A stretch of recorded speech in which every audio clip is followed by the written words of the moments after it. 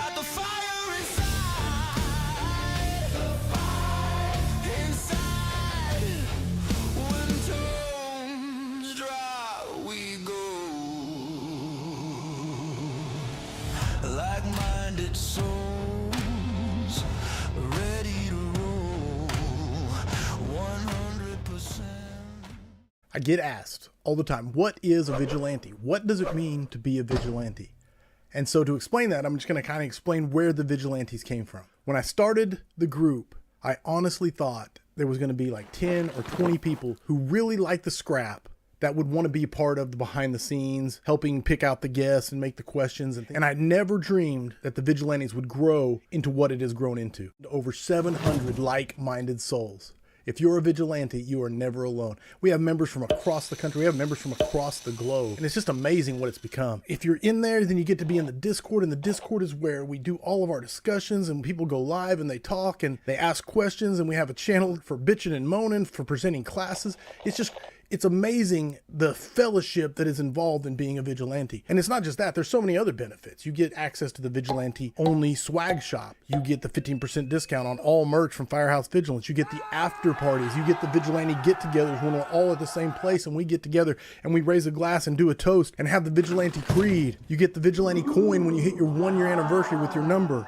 The fireaways, the forums, the archives, all of the quarterly projects that are coming that you get to be a part of and get to be behind the scenes on. It's grown into something bigger than I ever imagined. And I want people to know about it. I want people to be a part of it. If you're not a vigilante, why not? I don't know how big it could be. I don't know. I mean, the vigilantes are where the work is at. They're the ones who are getting stuff done. And it's phenomenal to be a part of it. I wanted to get on here and explain where it started, how it came to be, and ask you, if you're not a vigilante, why not? Go to patreon.com/thevigilantes. That's where you sign up. It is $5 a month. I mean, you can't even get a cup of coffee for that anymore. $5 a month and you get to be a part of this unbelievable group. Go to patreon.com, sign up, become a vigilante, and I will see you on the Discord. In the demanding world of firefighting, training against real-world scenarios is crucial. Yet traditional training facilities often fall short in providing realistic, versatile, and cost-effective training solutions. Affordable Drill Towers presents a groundbreaking solution. By positioning an affordable drill tower alongside your existing Connex boxes burn buildings, a realm of realistic, multi-level training scenarios is unlocked. This integration has been adopted successfully by various fire departments, enhancing their training capabilities exponentially. Delve into the heart of live fire training scenarios within the Connex boxes, now amplified by the ADT's multi-floor access, providing an unparalleled training ground. We started looking at Connex boxes about probably 10 years ago. To me, you can't beat them, especially for the price. The Affordable Drill Tower was the same way. We've got 6 floors, we've got standpipes on every floor, we've got more anchor points than you can count, we've got removable floors, removable stairs. We can go into the 2nd and 3rd floor off the drill tower, so whether you want to use it as an external stairwell or a high-rise, we can do all that and mimic just about any type of situation that the members of the fire department might encounter. Experience cost-effectiveness, enhanced realistic training, versatile operations, easy multi-floor access, and innovative solutions to age-old training challenges. Take your fire department's training to the next level with Affordable Drill Towers. Reach out to Affordable Drill Towers to elevate your training capabilities today.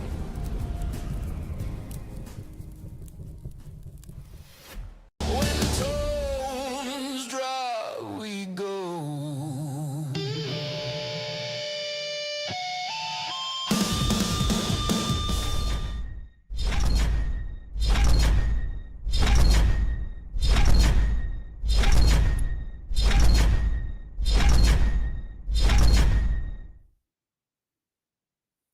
Corley Moore, Firehouse Vigilance, weekly scrap number 328. My guest tonight is Andrew Johnston. He is a captain with Pittsburgh Fire Department in Kansas. He is a husband and father. Into the fire service as a volunteer in 2004. He became a career firefighter in 2009 and currently is still serving in the Army Reserve. Over the last 5 years, he has been lucky enough to be a driving force behind the LCC Fire School, which is a long-standing fire conference in Parsons, Kansas. From teaching within the department to attending various conferences around the country, quality training is his passion. Lastly, due to being involved with the Vigilantes, he was lucky enough to play a part in the Book of Search. And ultimately, man, the driving force. I'm not going to let him downplay it. Ultimately, he is the driving force behind the work of Search. Welcome, my brother, Andrew Johnston, for the Scrap, episode number 328. Excited to be here. I appreciate the chance. Just sit here and talk about the book and wherever else you want to take it. I love it. I absolutely love it. Is there anything I left out? Anything you would like to add to the intro? It was, I might have had a part in it, but there was a whole lot of people that touched that book. So it was a team effort to make sure we got it to this point that we're going to talk about tonight. Awesome. That's it. I'm looking forward to it. So, special announcement. This is a Vigilante A on the Scrap. There's a whole lot of Vigilantes watching, and well, long story short, this is where Sam has no idea what's going on, so I'll quit keeping him in suspense. But I'm going to take Andrew off and bring Sam on. So, Sam, you got to come on the Scrap. Surprise. Like I said, Sam doesn't know this, so I have to unmute myself. you can do it. I know you can. We checked. Yeah, I know, but I also got to unmute myself. Oh, he's All working right, on it. I am on the Scrap. Sam is on the Scrap. Now, Sam, you have a box that was just delivered to your house within the last few minutes. It was very hard to keep this a secret, but it was delivered. I had to tell him to quit opening it because he didn't know he wasn't supposed to not open it. He's opening it live. I was getting conflicting instructions. Well, that's because we're good at planning things. And Andrew, I don't know. I think you can still hear Andrew, correct? I believe so, yes. Okay, I'm not muted. No, you're Yeah, not you're not muted. muted. So this, We'll Sam, give it a like I second. said, this was not. I will take no credit for this, other than the Vigilantes are an amazing group of people, and they did this on their own. It was driven by. Well, you can talk to them all. There's a whole lot coming with this, but Yep. You're going to get access to a whole different channel on Discord that you had no clue was even created. And Hump was the driving force or the initiator of it, but there was several hands that participated in making sure that you realized how big of a part of the weekly Scrap that you are in keeping it moving, making it happen week to week, as well as all the other adventures that are Firehouse Vigilance and the Vigilantes in the Discord. I don't know if y'all can see that. And I'm sure you know that comes from part of the weekly check-ins and some of the conversations I'm sure that were had there. Please forgive me if my voice cracks here. Sam, one of us, supporting the never-ending fight against complacency. So, dude, that's all the Vigilantes. That's them doing that, putting that together, making that happen for you, and pretty special. And we wanted to make sure it happened with Andrew's Scrap tonight. You'll see a lot of kind words sent your way once I think McGinn will be the one to give you access because I'm not smart enough on the Discord. But there's a lot of people that appreciate what you do week to week to keep it all going. So Thank you very much. I don't know what to say. Thank you. Yeah, it's pretty kick-ass, man. Dude, you're awesome. Thank you, Sam. All right, that was pretty cool. I'm not gonna lie. All right, Heck my yeah. eyes are not sweating. So cutting I'm an telling you, onion under the Vigilantes are mic. the coolest. The Vigilantes are the coolest people on the planet, plain and simple. No doubt about it. And Andrew, you're awesome for sharing your Scrap with Sam and letting us do that during your episode. So again, Got to I find can't- some way to keep it interesting so I don't let everybody down. That ain't happening. All right, we're doing the sponsors. We're getting back to the normal swing of things. Here we go. Affordable Drill Towers on a mission to bring you cost-effective and versatile training props like the Affordable Bailout Prop, which allows you to practice window bailouts, ladder bailouts, and ladder high-point rescues. They also offer the Affordable Standpipe Prop, which you can roll into the classroom for standpipe theory and then roll it into the parking lot and pump realistic flows and pressures. And, of course, their mainstay, the Affordable Drill Tower. It comes in several configurations and standard with the standpipe system. Choose from 2 sets of stairs, integrated into your existing Connex boxes for multi-story access or freestanding on a slab. All models NFPA 1402 compliant and gain you ISO credit. The only thing that you can't do on an Affordable Drill Tower is live fire training. Call Steve 844-55-TOWER or drop an email to info@affordabledrilltowers.com. When it comes to building your perfect attack package, you can't just slap any nozzle on any hose and hope for the best. That's a recipe for failure. At Snap Tight Hose, they are not just trying to sell you hose. They are there to make sure you get the right hose paired with the right nozzle for your crew and conditions. Their team of experienced reps knows the stuff inside and out, and they're ready to help. No ego, no judgment, because knowledge is power. And at Snap Tight, they bring both. Visit snaptighthose.com to connect with a rep and start building your ideal hose and nozzle package today.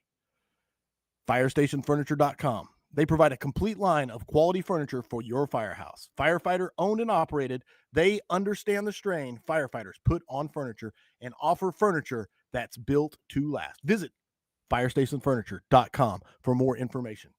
And with that being said, we are ready to scrap. We are ready to talk about the work of search. We got Sam a helmet. We let him know that he is one of us. We've got Andrew McGinn. Brother, let's talk. You screwed it up again. McGinn. Dude, that's my fault. There is no excuse for that. Andrew Johnston, once again, the driving force. Talk to me. How work of search, book of search, your driving parts, go. So obviously it started when I think at the time it was on Patreon. You just put it out. The book of search was coming down to the wire for your deadline, and you were asking for help to get the drill piece, which you wanted in there. Just knew it was coming down to running out of time, and you were asking for help to kind of get it across the finish line. So while I was on vacation, I sent you a response and said I was interested because I didn't know what all it was going to be. And I think it was a couple hours later, you gave me a call and we kind of talked about it and said, sure, I'll help you. I'll see what I can do. And just being the way the Vigilantes are, we talked about putting it out in there and getting some help. We built a little team, and I think it was 6 or 7 of us. If I tried to rattle them off, I'll lose or forget somebody. But we created what you ended up titling the drill team, and we got to work. I think we have 90 days. I think it was. Yeah, it wasn't very much. It was insane. And so we got to hammering out kind of a plan, what you wanted based off of just some general guidelines you gave us. And we had, with Sam's help, again, this is part of why he's got the helmet and all the support from so many people, is I don't know how many little Zoom meetings we set up, middle of the day, random days, things like that. And Joe Massey and Clay McGee are two that I know I need to give a shout out to for sure. Joe had the 365 access and Outlook, so that we could use all that. He built the shared drive for us, and he had a template that we used. And so all the drills that you're going to see in that book are built off of a template he developed. And then Clay, with plenty of years of training and his outside training expertise, we were able to scrub our drills, make sure that we had a good foundation to build it off of. So I might have set a lot of things up, had a lot of conversations, and kind of scrubbed things over just to kind of put a final eye on it. But obviously everybody contributed, and even there's some that proofread them for us. We reached out to, Chris Scott, another vigilante, Zach Golombowski and his crew out in Garden City. So, there was a ton of people that had their hands on this, but that was kind of how it started. And then, of course, we got down to the wire getting close, and you were trying to wrap it up and still keep it affordable. And you said, we got to cut it. There's no way we got to cut it. Yeah. and it's in the PDF. It made it to the PDF.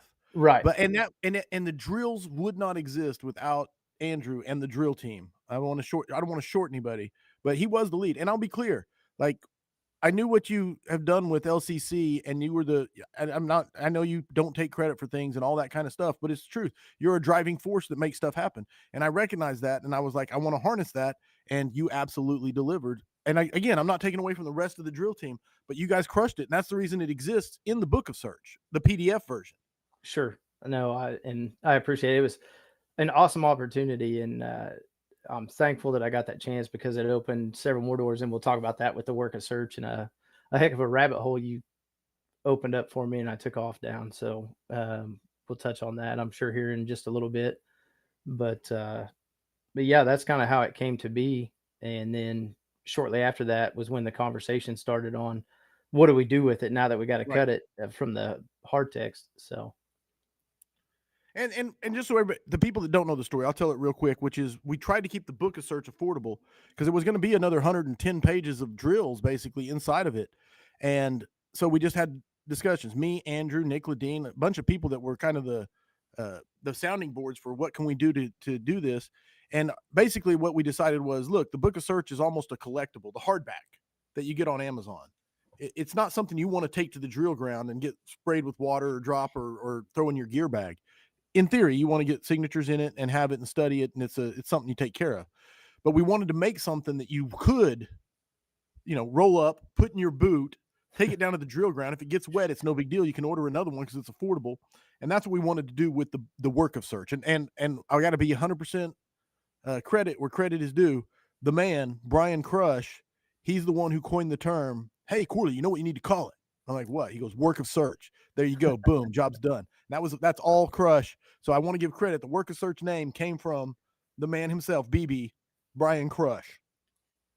So 100%. I think that catches everybody up to why we decided to do a separate one. This one's going to be a paperback. It's not going to be full color. It's designed to be affordable. Our price point, we're trying to keep it $20 or less. You can order it on Amazon. Like I said, roll it up, put it in your gear bag, beat it up, handle it, smash it on your copy machine so you can copy stuff out of it. That's the goal. And 100% free as a PDF. Again, just like the book of search. So go ahead. That was the next step. Do you want to talk about kind of what you anticipate it doing, what it did for the firefighter rescue survey? You want to touch on that? Oh, sure. No, 100%, because we love firefighter rescues. There's so many, and I talked to Andrew, me and Andrew had this conversation. I'm like, there's so many great causes to give money to, because again, book of search, there's been no profit made on it. It's all gone to firefighter rescue survey, 100%. And I'm so proud of that. And this, we wanted to be the exact same, but we were like, do we want to just give more to firefighter rescue survey, or is there something else? And there's one other thing that's been started that is very similar in mission, and it's creating data for us to, I don't know. There's tons of good causes, but there's only two that I know of that are about the mission set driven data sets. And that's firefighter rescue survey. And of course, firefighter Mayday survey. So everything from the work of search, all the sales of the book for 2025, 2026 are going to go to the firefighter Mayday survey. And that's the plan moving forward. And then from there, we can see if there's anything else that pops up and pivot. And that's the plan. So yeah, great point. Thank you, Andrew. So hopefully everybody goes out when that comes available. Hopefully December 1st, I assume, if we're still on target. I know we're a little behind where we were shooting for, but hopefully if all goes well, it'll still be in time for Christmas. Everybody looking for crew gifts, that might be an option as we're heading into the holiday season. No, and that's really the only time crunch we really put on ourselves was, let's get this available for Christmas. And other than that, we could take forever, and we could, because we could sit here and take forever, keep adding to it. But the Christmas deadline really does help us, because it's going to make a great crew gift. It's going to make a great, it's going to be awesome for the fire service. I really believe. I think the work of search, it may not get bought as, I don't know how to say this right. It may not be as popular with everybody as the book of search, but I think the people that get it are the doers that want to go out and do the work, and it's going to have a bigger impact on the fire service. I really do. Absolutely. I hope it resonates with a lot of those that want to get out and do the drills. I hope it helps with young company officers that need a little bit of direction, just kind of an outline, a guideline, something to make it an easy button to where you don't have to think about it. You don't have to come up with all the stuff that you got to get. A lot of these drills are pre-packaged.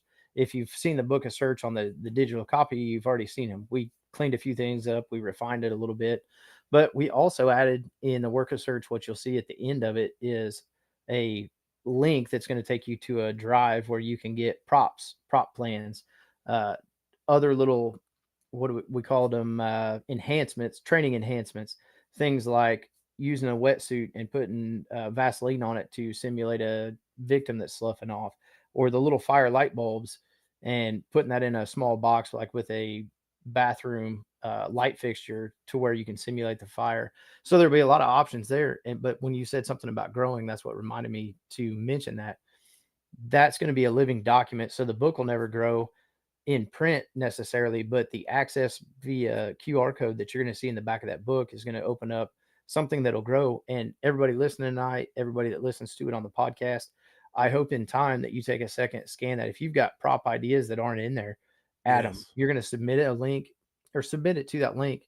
And a handful of us that are on the vigilante side of things, we're going to scrub that, make sure it's not duplicated, or if it's better than what's already in the file, got to Replace it. more. Yeah, we'll replace it.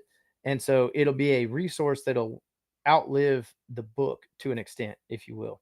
And grow. Yeah, and it's the living library of props and enhancements. And hopefully the fire service just keeps on pumping new and innovative stuff into it. You know, and it's going to be powerful. It is going to be powerful. Heck yeah. No, and I wish I could just do a mega. In fact, I might even do that at some point. Do a mega scrap with everybody that worked on the drill teams, just to acknowledge everybody. Joe Massey, again, another just put so much effort into it. Clay McGee, you mentioned Clay McGee. Right. I think those are two of the biggest heavy lifters. And again, I'm shortchanging people, I know, but those two did a lot of the heavy lifting. And if you're in the Vigilantes, you know I went live in Discord and you saw some of the work.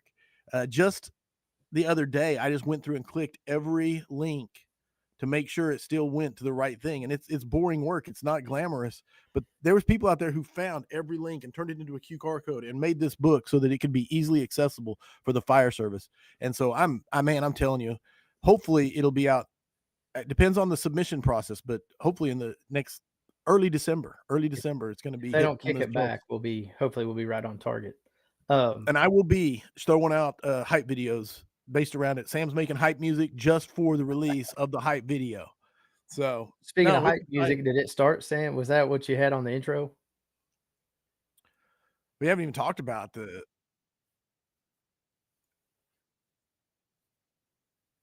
Heck yeah. All right, so let's get some. I got some questions coming at you about the Book of Search. So I want to hit on those coming at you from the Vigilante or coming at you from the scrappers.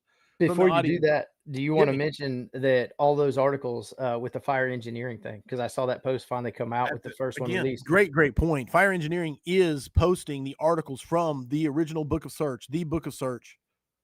Yeah, I'm making sense. The Book of Search. They're posting all the. Again, the Book of Search doesn't own any of the articles. Firehouse Vigilance doesn't own the Book of Search. It is 100% free to the fire service. But Fire Engineering is posting the articles, and then they're posting a link to where to get the entire book, the PDF, and where to buy it on Amazon. So they're spreading the message to their entire audience. And that's a powerful, powerful thing. And it's just the fire service is winning. The fire service is winning. I think that's a tribute to David Rhodes, taking the lead. And he's talked about, supporting smaller conferences, even though he's in charge of FDIC, to have somebody that looks at it and says, every one of those small conferences out there is important and they're all supporting the mission. And those two shouldn't be in competition, but look at it more. The perspective is that they support each other. And to do the same thing with this book, because you could argue that it wasn't published through Fire Engineering or anything like that, but he's taken it and embracing it for what it's worth and ensuring that it meets or reaches as many people out there as possible to ensure that, we do improve our performance for the mission.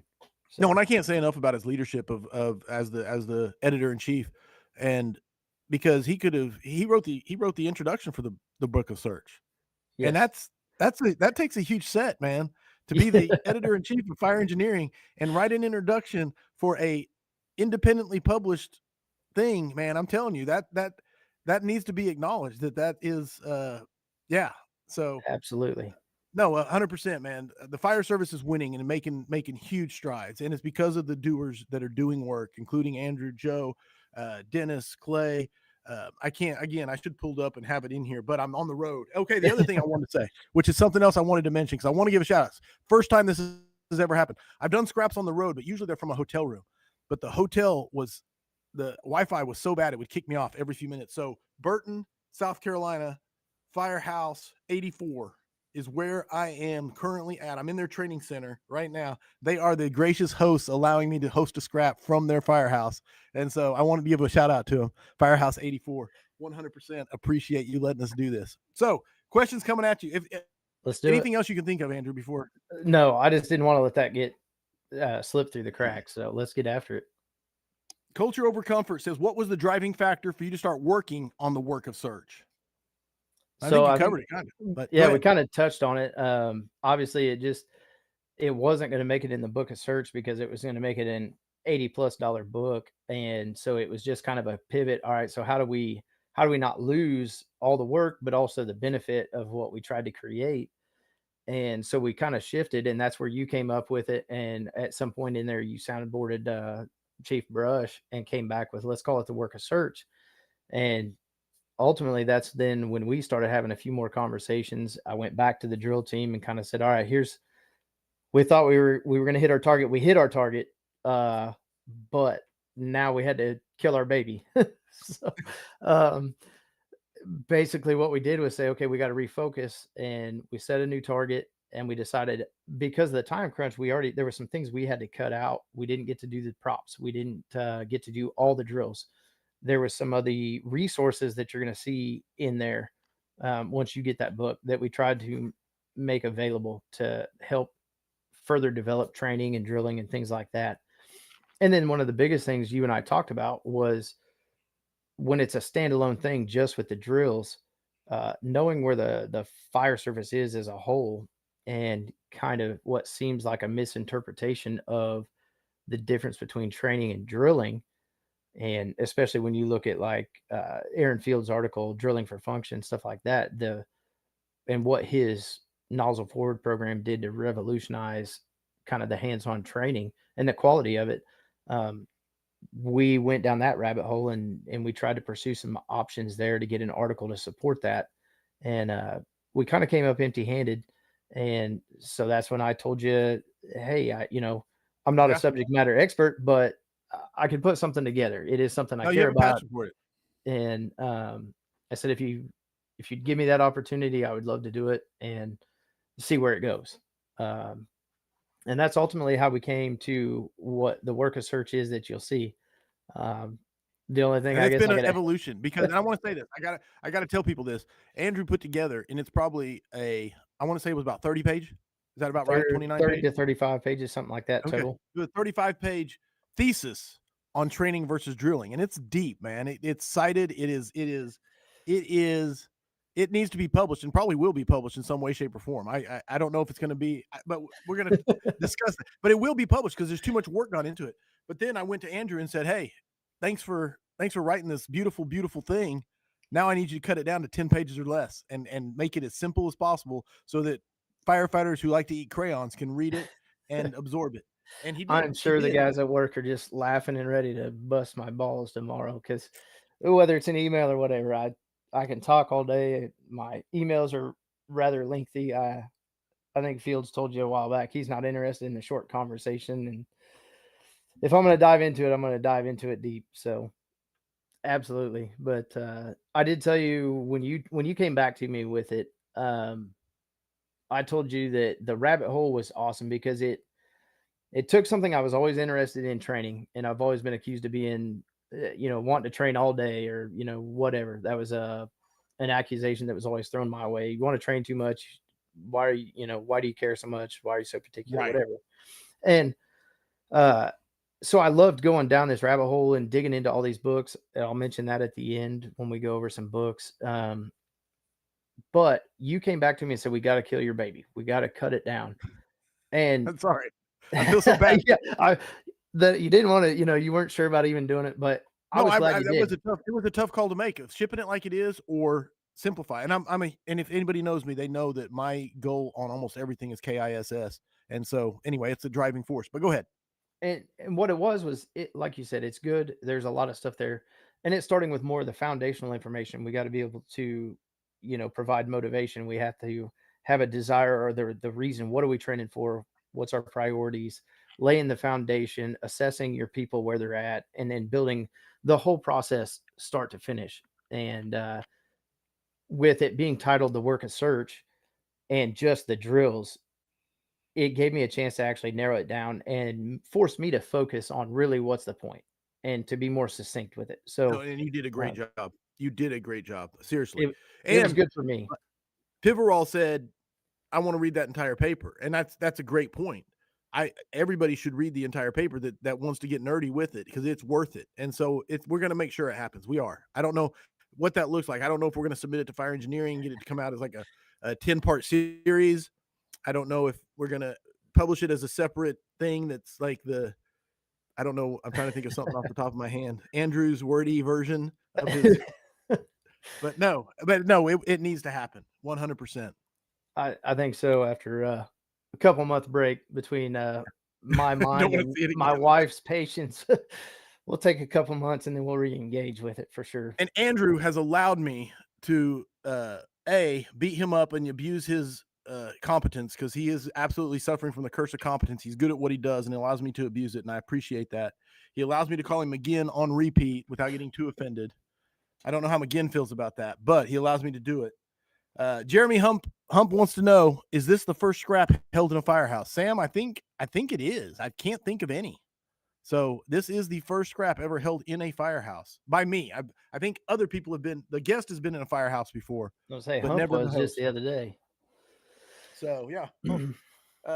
Culture. Yeah, we got that one. Speaking of Hump, he says, for readers who pick up this book, what is the one takeaway you hope will influence or inspire meaningful change in their department's search culture? What is the one thing you want them to take away, Andrew? In their search culture. In their search culture. Okay.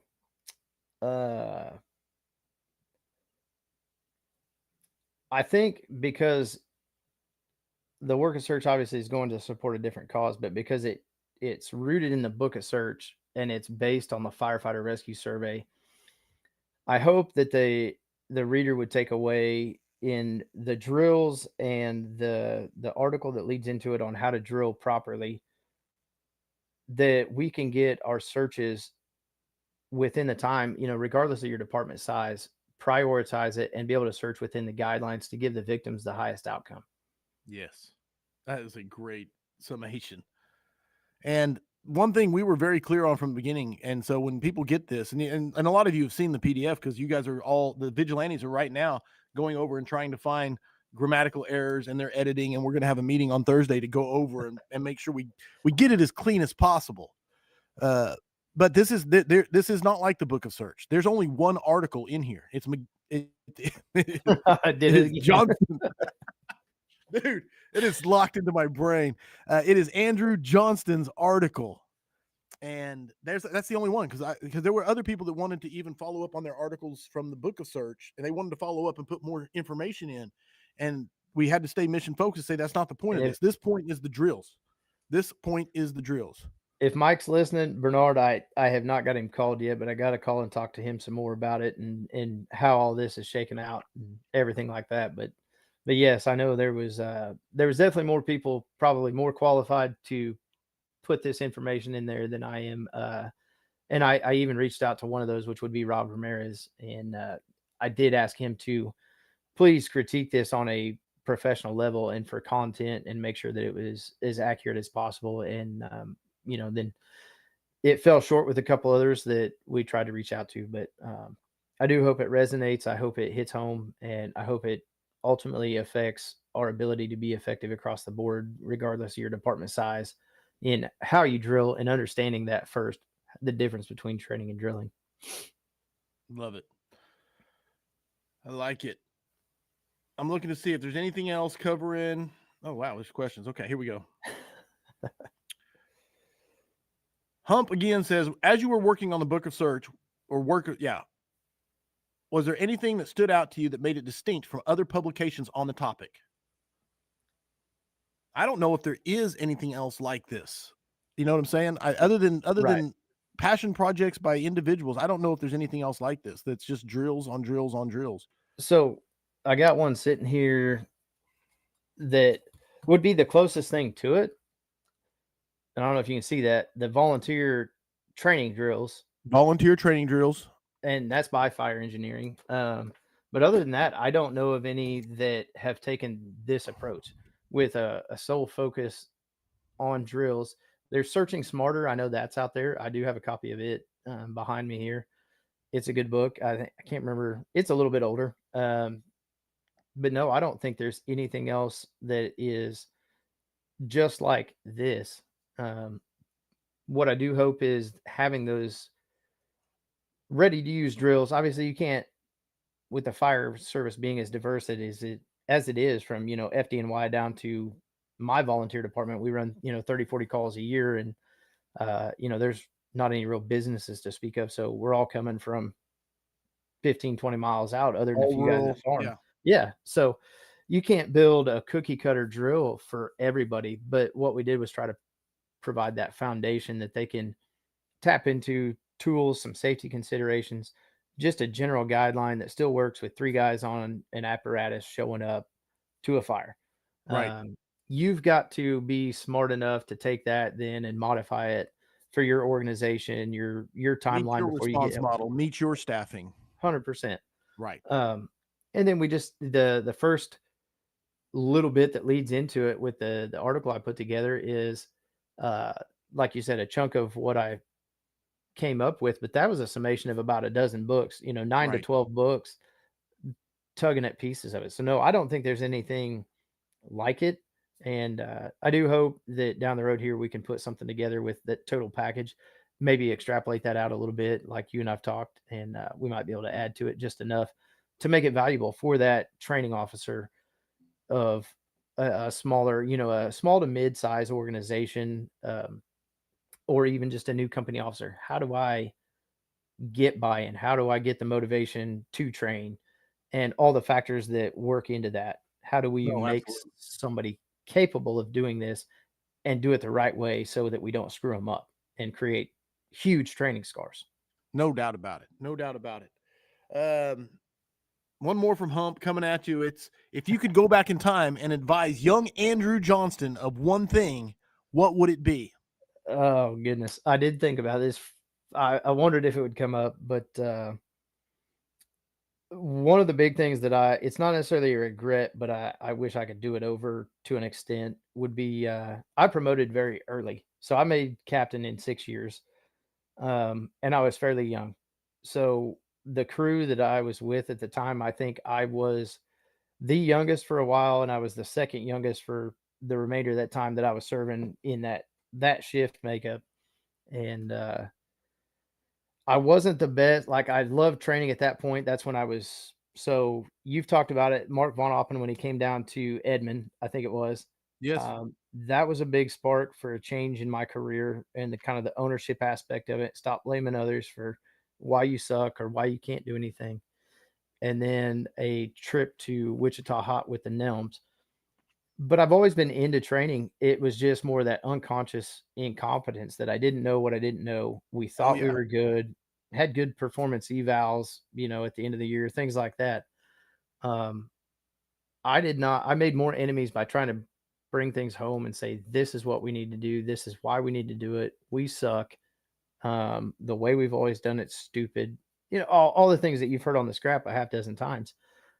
If I could go back and do it over, and moreover, there was one instance for sure that publicly in front of our whole shift berated somebody that, yes, we just went through a training on ropes, knots, couldn't build a basic system. But I came off the top rope and gave him the old elbow drop right in front of everybody. And so not having the maturity and the wisdom at in a leadership role, I did more damage. Sure. And it took years to recover from Sure. a lot of that. And No, not fully powerful. understanding, and learning now, like I didn't know what the learning pyramid was then. But knowing that, like, I went out to all this training, you come back, you're passionate, you're motivated, and you think in your mind you remember it all. But what you did, just at best, going off the pyramid, you remember 75% Right. from doing it. At best. Yeah, at best, while you're out there sweating, just, doing what, having drinks that evening, whatever else is entailed in going to a conference. And so then you're tripping all over yourself trying to explain it because you didn't do it the right way, didn't come home, research it, fully understand what they were telling you. And then And you were exposed to it. You got a good absorption of it, but you don't have sets and reps to ingrain it. You don't know the granular. You may understand the why a little bit, but it's not. Yeah. And that's the point of your article. yes. And honestly, I got a great question coming at you from Kyler Koch, because it's right in Kyler Coach or Koch. I'm gonna say I'm not sure, but Let's go with the it's- latter just for fun. Okay, Kyler Koch it is. He says, I'm on a volunteer fire department. What is the best way to start doing search drills? And I love this question because it's right in the alley of your article. And it says, should we walk through it first without being blacked out, or dive straight into blackout? So go ahead and I'll let you field it. Oh, awesome. No, that's a good question. Uh, and I think that plays into one of the things I sent you was the crawl, walk, run concept being misunderstood. That's where this whole article started. The difference between training and drilling, but crawl, walk, run being extremely misunderstood. Um, and I'm going to say, especially in smaller, mid-sized to smaller organizations, because we have to get a butt in a seat. So volunteer as well is just the same. We're bringing them on. We got to kind of teach them on the job. You get maybe 1 hour a week. You might get a couple hours on a weekend, depending on the department and the volunteer makeup. I know it's different across the country. Right. How serious they are or how much time they commit to it. Um, but the ideal process is you've got to inch and incrementally work your way into that drill. Going straight into blackout is an overstimulation, and that's towards the end of the correct process. You want to first explain what search is. They got to understand, Simon Sinek talks about start with why. That's an awesome book. And it's business focused, but I think we can make those correlations to the fire service. So they got to understand, why do we search? And then if Yes. you use the data from the firefighter rescue survey, here's the real world timeline we have to make a positive impact.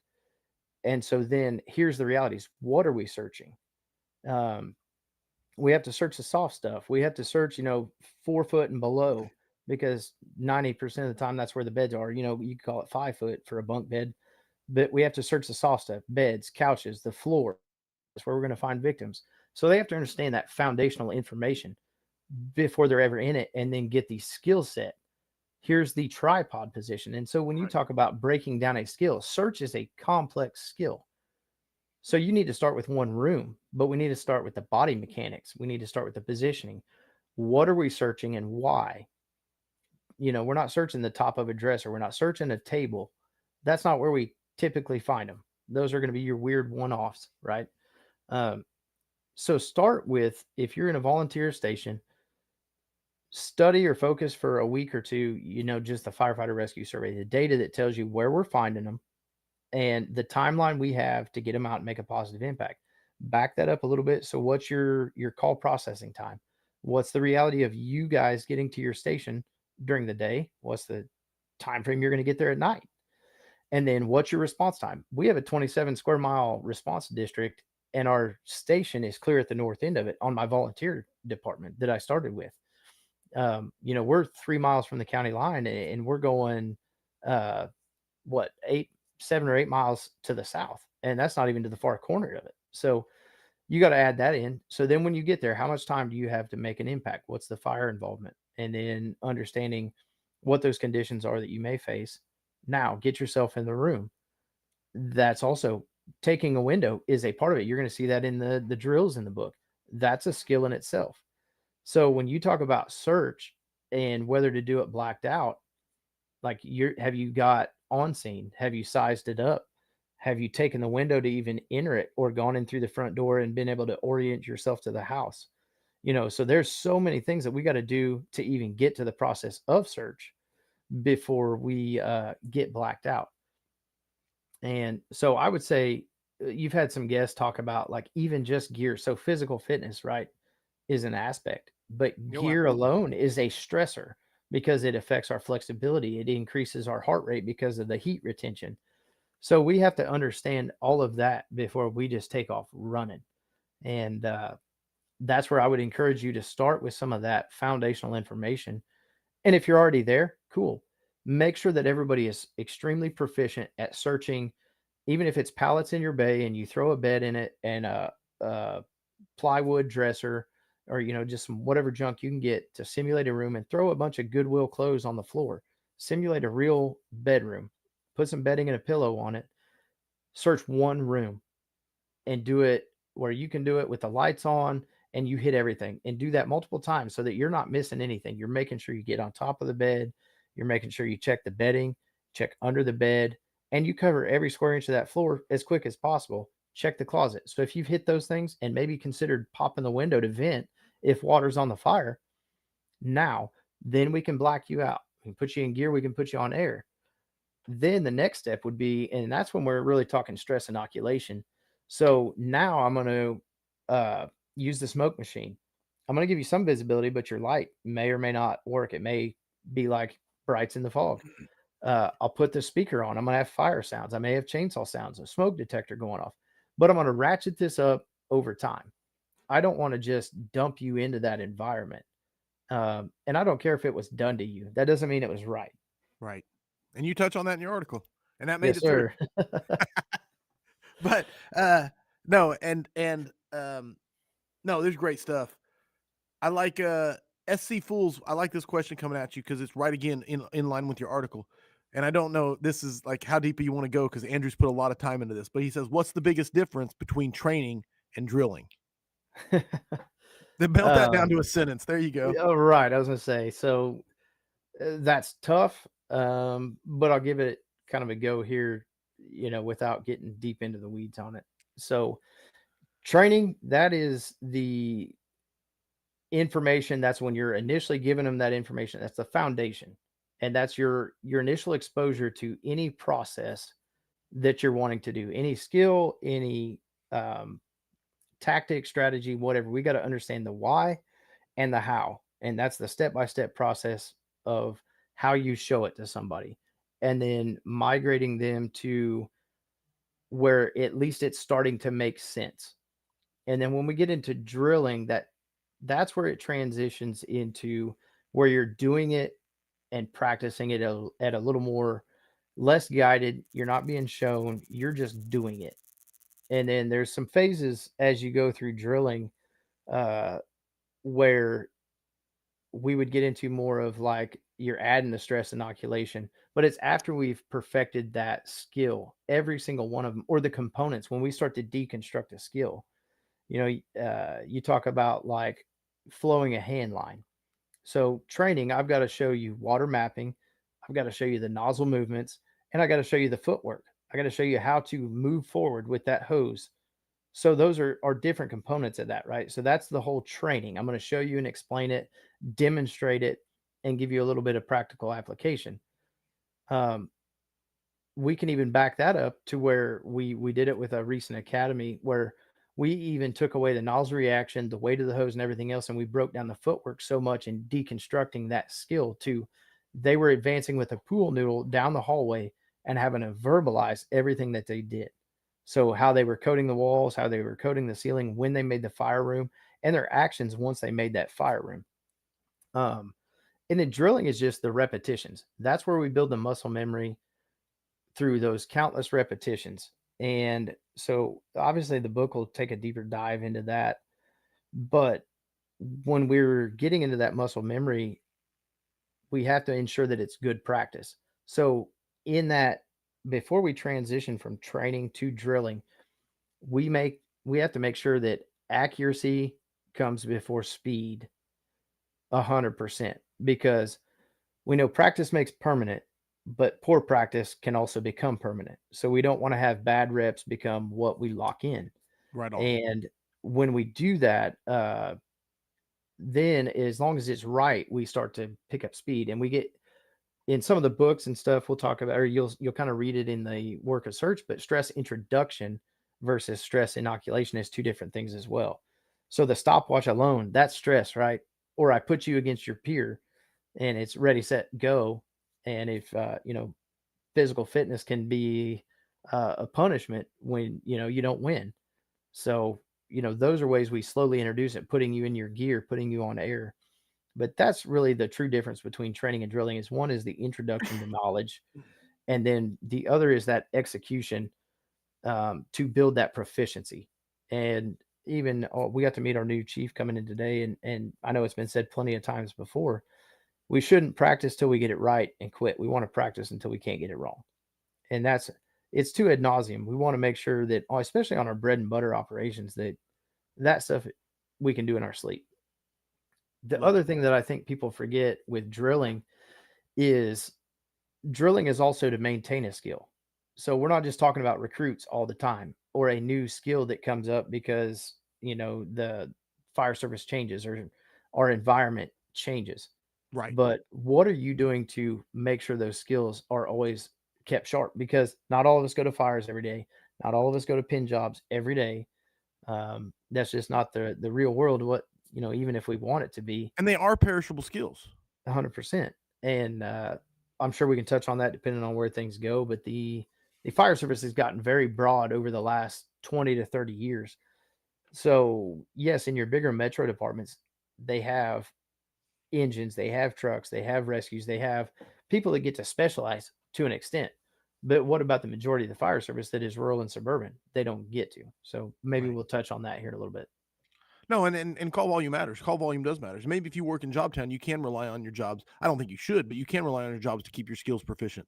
But for the vast majority of the American Fire Service, we cannot rely on the calls to keep us proficient. And if you No. think you can, and you think you're going to be good the day of because you think you're good, well, we know where that ends. You're going to rise to the occasion, right? That's it. Step You're into gonna the phone fall to the booth, spin level. around, come out with the old S on your chest. That doesn't happen. No, and that's a good point because I think that's mentioned in an article. Might be. Massey coming at you says, From the Andrew, beach. Joe is coming at you. Andrew, is there a time where doing a drill to evaluate your members' knowledge, skills, and abilities is appropriate, knowing that typically training should happen before drilling? So I think he and I had a conversation on this at one point. Read it to me one more time. I want to make sure it's still what we talked about a long time ago while we were putting all this together. Is there a time where doing a drill to evaluate your members' KSAs is appropriate, knowing that typically training, in quotations, should happen before drilling? Yes. So you can expect somebody to meet a standard that you didn't set. So expectations, we talk about that as leaders. We have to set expectations. We can't have a magical target or a hidden target, a moving target. That doesn't work. They have to know the standard and know the expectations, know the criteria they have to meet. I do think it's acceptable to test your guys, to test your people, and not all of that should have to be announced 100% of the time. It doesn't have to be scheduled because that's the reality of our job. That's the world we work in. Sure. The tones are dropping. Tones dropping and we go. That's it. So being able to do that, I would just be calculated in your efforts when you drop something on your crew. Obviously, we want to work together. We want to support each other. But we do need to start with explaining those standards, those expectations, and knowing that that is an option. I would set that as an expectation. Periodically, we will drill with things at random to ensure that we maintain our skill set. And I've heard somebody else talk about it before, and I can't remember who. It seems like it's been a while on Scrap, but anybody can initiate it. And you might be able to recall, but somebody talked about being able to initiate a drill, more or less as a challenge. But yeah. I don't know if I that doesn't ring any bells right now, but I remember what you're talking about. But they blur. Right. So I do think it's okay to evaluate your people, and I dang sure think we should have those quarterly or annual evaluations as firefighters. I think it's 100% acceptable to have JPRs, KSAs for our job and for every rank, because the public expects that. So we'll touch on that a little bit. I'm a huge fan of mystery drills. Mystery drills like, hey, we're going to throw the kitchen sink at you. But I want to be very clear when I say it is you have to have a healthy culture to be able to do that, because a lot of people use training as punishment. They're like, Correct. okay, show up. I'm going to make you look like an idiot. Here we go. Ready? Absolutely. Go. And it was done to them, and they think it's okay, and they think it's the way to make you learn. Oh, you don't know what you're doing? Look how stupid you are. I'm the smart person here. And it's a punishment. And that's unacceptable. That's what needs to go away. But what you need is if you have high performers love to be challenged. Yes. They love to be challenged. But the problem is most people don't have a full team of high performers. So you got people that don't love to be challenged mixed in with people that love to be challenged. And what happens is typically your performance drops to the lowest common denominator. So your whole goal is to rising tide raises all ships, raise your minimum standard until everybody's a high performer. And that's a magical way to fix the problem. Right. But it is something to aim for. 100%. No, I think you're spot on with that as well. But the punishment thing, that drives me crazy. I love a good mystery drill. Like, show up, see how you can do, see how good your skills are. Let's find out. But you need your people need to be bought into that, and you buy them into that by teaching them that training isn't a bad thing. Let's go get better together. Let's figure out. Yeah. Take so what do we make? What's the biggest barriers to training? I think you and I've talked about this plenty, right? It's always all these other things that we got to do, the day-to-day stuff, right? All the check boxes that we got to hit, cleaning, station chores, be it mowing, inspections, testing hose, whatever, the whole gamut that's out there. Right. That all ends up because that's easier to check or required, kicks training to the side. But I think it's awesome because Chief Ike talked about how many other opportunities do we have during the day. So my department, for instance, we go to a metric, ton of fire alarms. But he talks about, how many times do you get access to those buildings? Make that a quick drill. Now, Right. do we want to shut Main Street down for, 2 hours? No. But you got called there. You have full access and right to be at that building. Maybe that's where we could make up some more of our drills. And that's got to be a cultural shift. That's got to start at the top. But that it's expected periodically to stretch hose on a high-rise building, to make a hookup to the FDC, or while you're on that main drag, to put your stick in the air on a 4, 5, 6-story building. Because how many times are you going to get to do it? And Right. the drill ground gets wore out. There's only so much beyond foundational skills you can get off your drill ground because it's a known. Like No. And it's hard to pretend that you don't know where the door is, or it's hard to pretend that you don't know how tall I hate pretend training, but sometimes it's all we got as a fire service. Right. So I mean, Chief Ike pushing the norm and saying, so let's take advantage of that. It doesn't have to be every day. It doesn't always have to be at 3 a.m., but maybe it should be after dark. Maybe it should be at 2 in the afternoon and you got to block traffic. Is that not a reality? So, it's hard because we also want to kick everybody loose. We don't want to tie up 3 rigs on a false alarm. Which is something else me and you have talked about, which is the fact the fire service is the only profession that tries to keep its skills sharp while they're still in ready state. I mean, yes. I don't think the military does that. I don't think any sports team says, hey, let's go practice. Oh, it's kickoff time, but that's what we are expected to do is as firefighters. Hey, let's go get this training in. Oh shit, fire drop. Let's go. Let's drop our training and go to the fire or the heart attack or insert whatever. And I think that's even worse. I think we both come from, I know Moore is definitely a lot bigger than where I've worked, but it's that suburban and rural problem. That's even worse. You don't get to come out of service, Right. On your bigger departments. I'm not saying it's ideal and I can't speak to that world, but at least they periodically get to go out of service, to rotate into the training ground or whatever. So now, that was never my world. So no, I don't think the vast majority of the fire service gets that luxury at all. No. So like you said, maybe the big urbans. Let's be innovative and create it, take a different route home from one station to the next or another call and call it 15 minutes of driver's training. Yeah. How do we become better? Yeah. No, I love it. I like this. Massey coming at you once again. He says, how important is setting up drills for success to the learning process than for people who set up drills that are impossible to succeed? I love that question because it kind of touches on what we talked about, basically like Chief Riley says, stump the chump. Right. So yes, that'll actually, it's critical on where are they at in their stage of learning, where you implement that. So stump the chump's never good unless it's equal and across the board where everybody's kind of playing. It's okay to quiz each other on the compartments of the truck or whatever, but it's got to be everybody participating, not, we're just going to berate the new guy. Right. That's not productive.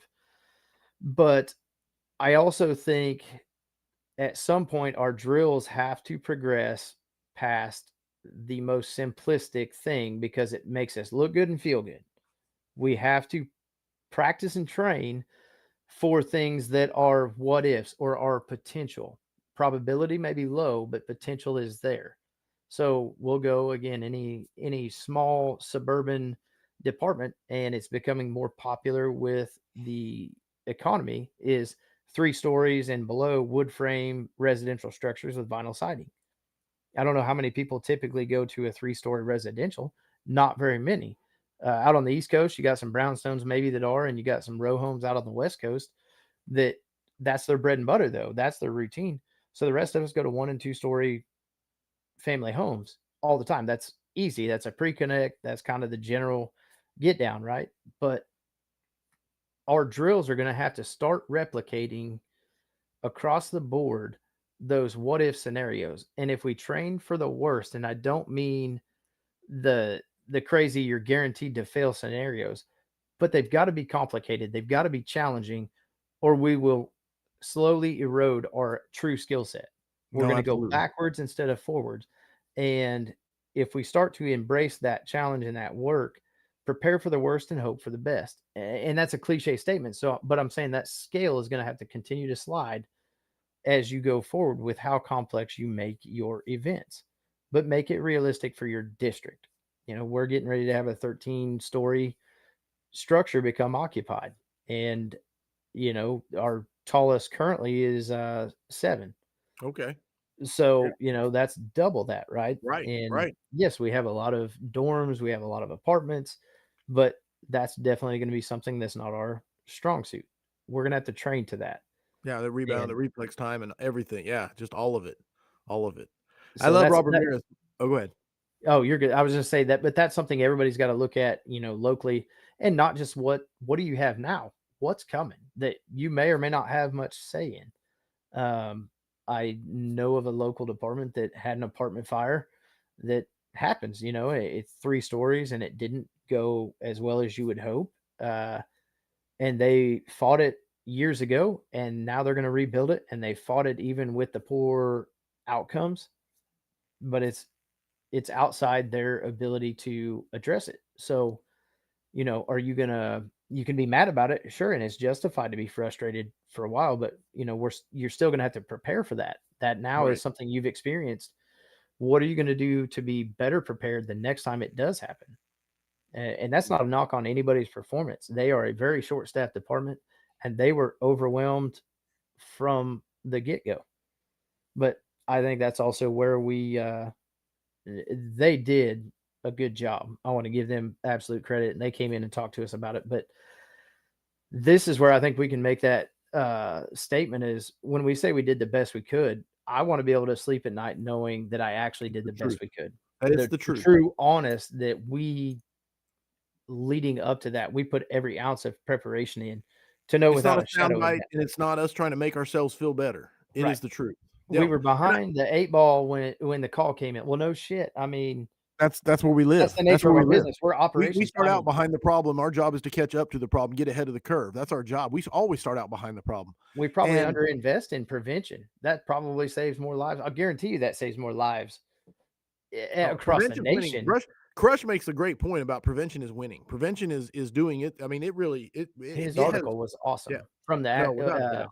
from the ashes. I can't remember what it was titled now, but No, yeah, no. And of course, everything he does is awesome. So I hope that answered Joe's question. I probably got a little off no, we track beat it there. up. This is scrap, man. That's what we do. That's what we do. Rob Ramirez said every drill must include the probability of success, but the possibility of failure. And I think that's a great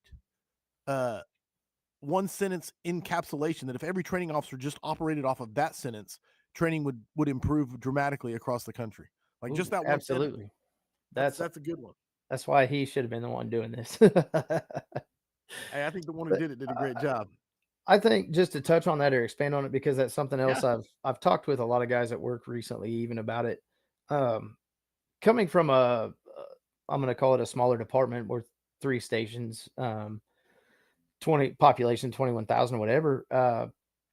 But probability factors into what we should train on. We can't be the jack of all trades and master of none. That's just, I think that's what we say, but it's not a reality. I mean, I guess it is a reality because we won't be the master of none, but we're not able to perform and prepare adequately across the board for what the fire service has become. The scope, which it is, has gotten huge. It's exponentially grown from the 70s and 80s. A fire response, some vehicle accidents. And yes, they still did a lot of what we did, but hazmat came along in the 90s. That became a big thing. All the tech rescue and urban search and rescue components came along, right there around 9/11. So what I look at as a smaller department is we're going to go to fires, whether it's a dozen a year or, 30, we're going to go to fires in some capacity. We're going to go to EMS calls. We know we're going to go to car wrecks, things like that. But if I have to figure out something when I get there, even though I hate that statement or that quote, it's going to be something like trench. So the probability in our city, there's trenches all the time. There's stuff opened up, people putting in water lines, whatever it is, cable, fiber optics been huge for the last few years. There's open trenches all the time. Probability is always there. But what is the outcome as well? We know when a trench collapses, the survivability is a lot lower. Minuscule. So Yeah. I know if I'm going to have to decide if I'm going to work on fire response or EMS response, things like that, or even hazmat, whatever it is, I'm going to focus less on that. I know I got to shore it up. I know I have to put some ground pads around it. I got to shut equipment off. Like, I know the whole process. Right. Got all the training, got the certification. Like, but I can't do that often enough without it costing somewhere else. So I think organizations have to look at what is your threat potential, what's that probability, and what's the outcome. Right. So I would rather train on a 3 to 5 story apartment fire versus worry about trench. If I know most of the time they're going to be dead, and it sucks to say that, but that's the reality, right? And if not, I can throw a ladder and I can create, an initial safe space to get in and try to effect an immediate rescue, just like hazmat. Yes, we've No, got all and these what you're cool talking about suits. We got is level A's. prioritization with limited resources. That's what we all have, is limited resources, especially in the suburban rural setting. We have extremely limited resources, but a vast majority of skills and disciplines that we need to be versed in. And it's a prioritization of where are we going to spend our time? Where's my brain tower going? Where is to decrease our cognitive or open up our cognitive bandwidth when that call comes in. And Yes. and I'll even touch on EMS. The truth of the matter is we do a lot of EMS. And so we can actually count on the calls themselves to keep our skills somewhat focused. Not to mention, most states, I would say most, I think maybe all, have EMS refreshers and ongoing CEUs required to keep that certification. Correct. Whereas in firefighting, it just We could doesn't definitely exist. have a deep dive on that one, or an argument, or doesn't make exist. a case. No, not at all. But that's where I think you got to look at it and go, okay, so once a year, we're going to do a quick refresher on trench, because then you can recall it. It's still going to be there in the back of our mind. You're going to be able to tug that out, but know that which one is going to be more time compressed and high consequence for us. When you get into like the Gordon Graham high frequency, yeah. low risk, or, high risk, low frequency, where does that fall in that matrix, and make that decision on how we build our training outline for the year? No, absolutely. And you heard it here first. Andrew Johnston hates trench. Just kidding. No. And hazmat. I'll probably throw up if you said hazmat. There you go. I like this one coming at you because it's a great question, because this is kind of what the reason for the work of search. Seth Drew wants to know, how can a department without a training facility / tower perform quality search trainings? Awesome. That's a good question. What I hope is some of that, even if it's not there yet, I hope you'll find that in the work of search when we start talking about the props, because that was one of our things that we looked at as a drill team in creating some of that, is basically breaking it down that you can do that with a set of pallets on the side of your station, even so you can minimize the number of pallets you got to get. Use one of the walls of your station and create a single bedroom. If nothing else, start with that single bedroom. You can do, obviously, we don't want, as we've gotten more educated on cancer and some of those issues, we don't want PPE in our bunk rooms. But depending on the layout of your station, you can use at least your bunk room to search a bed, search the open floor space, things like that, right? And then depending on your jurisdiction, can you get an acquired structure once or twice a year? And then go in, run by Goodwill, ask if you can have a bunch of clothes, take your stuff that your kids outgrown. Throw that in there. Just remind your guys periodically, hey, if you're remodeling, bring some stuff by. We can create something even in an acquired structure, or look at investing in a Connex. You can 1 or 2 Connexes for a small amount of money, even if it was donated from a local business or something. You can create options to have the ability to practice your search.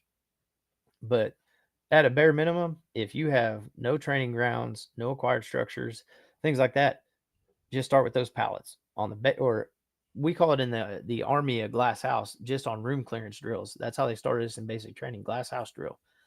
Tape it out on the ground, or drag your foot in the dirt, and you got a 12 by 12 room, and everybody's got to come in the door and clear that room, but everybody can see it. So No, talk through it, no. verbalize it, that you're searching the bed, check above the bed, search the bed, below the bed, closet's clear, room's clear.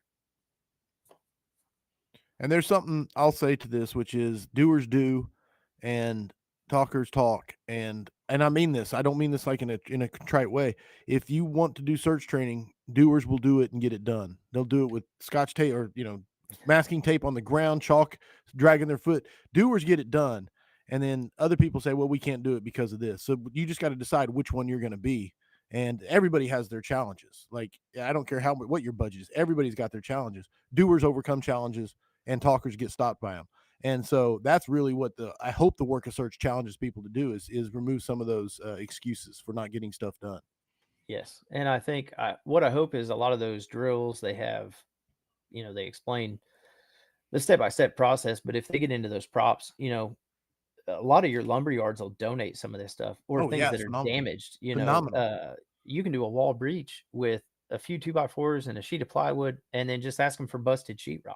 So, $50, you can build a wall breach prop that can sit on your bay floor, and that's it. Or use a pallet, just work on it and rebuild it off of just a plain old junk pallet. So you can minimize your investment. It's just that, like you said, how creative can you be? How much effort are you willing to put into it? A little bit of sweat equity will go a long ways. Long way. And you we can mentioned make Goodwill, like Goodwill and Salvation Army. You can get a hold of them, and you can get a lot of clothes that they need to get rid of, and you'll get more than you need, especially if you say, hey, we're doing this for our training. It's amazing what they will donate. So I'm trying to think of who else. There's some good ones you can get some junk from. That is phenomenal. Goodwill, Salvation Army, whatever it is. I mean, for search training, it's phenomenal what you can get. DAV, they're all out there depending on your city and what they have. And most of some of that stuff they can't put on the shelf. It's got too many stains or whatever. They're going to give it to you. Zero cost. So go get it. And then, like I said, go find your lumber yards. Just ask them. It doesn't even have to be your big box stores. We, for fire school, and we might mention that if we get close to the end, but like, that's how we're able to do some of the live fire stuff or the acquired structure stuff we do as cheap as we do. We have several that we go to, and we ask a couple times a year, hey, do you have anything we can take right now? And then we just go put it in storage. Right. So 2x4s that are. It's amazing what you can get when you ask, man. When you build a relationship with the place, man. We had a relationship with a big box hardware store near us that they said, please just don't sell this stuff because it's damaged and things like that. We got rolls of carpet. We got full cabinets. I mean, this was some nice stuff that we were like, you're seriously throwing this out? And they're like, yeah. And it became stuff that we put in our search, what we called the ghetto house, which was 4x8 panels, OSB panels that we knocked together with 2x4s, and we built a little searchable house. It was a tiny little, like 600 square feet, but it was pretty awesome. Heck yeah. Well, at the department I worked for before I moved over to Pittsburgh, there was a basement under it. It's as far as I know, it's the oldest station that's still operational in the state. It was a 1938, if I haven't forgotten. But there had a basement, a coal dump, all that. So we just built it into that basement because it was no longer a public storm shelter. It used to be like a fallout shelter from back in the World War II days and all of that. But we simply took some office partitions. We split it up. We made it like a 2-bedroom bungalow, 2 bedrooms, a little window prop within it, a wall breach prop in it. We put a bunk bed on the brick wall on hinges so it would drop down. So sometimes it's there, sometimes it's not. And had a little kitchen. We put an old junk kitchen table from Station 2 after one of the guys built an awesome kitchen table and things like that. Put some old junk cabinets out of an acquired structure that was getting tore down and we train in. So, all you got to do is be a little more innovative with what you're doing, and you can create a heck of a lot. And in Pittsburgh, our burn facility was Connex's donated by a local business. That's awesome. And one thing to keep in mind, because this is a big thing, when you get stuff donated, especially garbage, because that's what we're talking about, getting garbage donated. Yes. You have to get rid of it when it's over. And sometimes it's really fun to get stuff and put together a drill thing and it's sitting there. But when it's done, especially if people spray water on it and things, it's clothes. If they go in there and spray water all around it, you got to clean it up too. So keep that in mind as part of the equity that's going to go into it is the cleanup when you're done. Hard work on the backside. The On the fun's backside. over. Because the fun's done, and then the work of getting it done's done. The fun is done, and now the work of getting rid of it is just keep that in mind, because there is a cost to that, and it can actually damage the support that the training gets if you're not clear on that and having that as part of the process. Yes. Andrew, we got tons of topics, and we're already at like an hour and 15 minutes. So, what do you want to hit? What's the most important, passionate one for you? We talked about the work of search. We talked about drilling, and that's phenomenal. You want to talk about fire school? Let's Surviving one other. Go ahead. I was just looking at a couple of things I'd sent you. I had printed off. I got them up. list. Like always. Here's the deal. The guest sent me like 15 topics, and we got through one of them. Right. Okay. That's how the scrap goes each and every time. Your call. I'm playing dealer's choice before I pick. Let's save we'll save fire school for just a minute. I think it's something that's changed, and we just talked about it a few minutes ago. I want to talk about just the passion in prioritizing training as the fire service as a whole. But at least in my perspective, from smaller departments, in that makes up the majority of the American Fire Service, it has drifted. And I do think that we've gone through a hell of a training revolution over the last 5 to 7 years. I don't know, just kind of a ballpark number on that. But with social media coming around and COVID creating the online connection for so many people and driving that through the roof, and now conferences being everywhere that they are,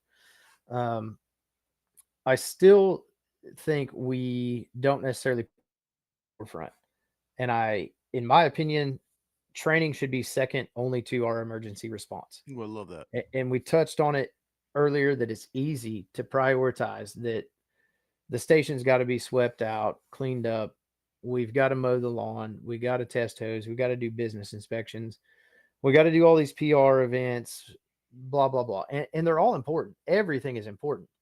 But are we making the case instead of constantly saying we're going to do more with less, we're going to do more with less, Right. where we're breaking and burning guys out. And you're seeing that with all the culture classes that are popping up. You're seeing that with all the emphasis on mental health and the recruiting and retention crisis that's going on.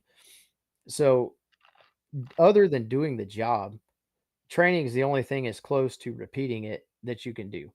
And if you do it right, like we've talked about, that brings a whole lot of energy and passion to get to come to work, tear stuff up, do all sorts of fun stuff, climbing over the wall on a rope, whatever it is. There's so many things that you can bring that motivation back to the fire service if we prioritize training, but we also can uphold that expectation the public has of us, that blind faith in the fire service that they have, that we're going to show up and do our job. Right. We're going to be able to perform on their worst day. So their lives, our firefighters' lives, they're dependent on our performance capabilities as a team of teams, whether that's mutual aid because you're a single company department or you're a multi-company department counting on one another to do your jobs at the highest level, not on our complacency-laden levels of comfort that yield excuses in an attempt to justify our inaction. Right. Video games, knowing our fantasy football team statistics, whatever. So from the bread and butter fire to that will never happen here fire, we can't let them down. So we've got to prioritize that training.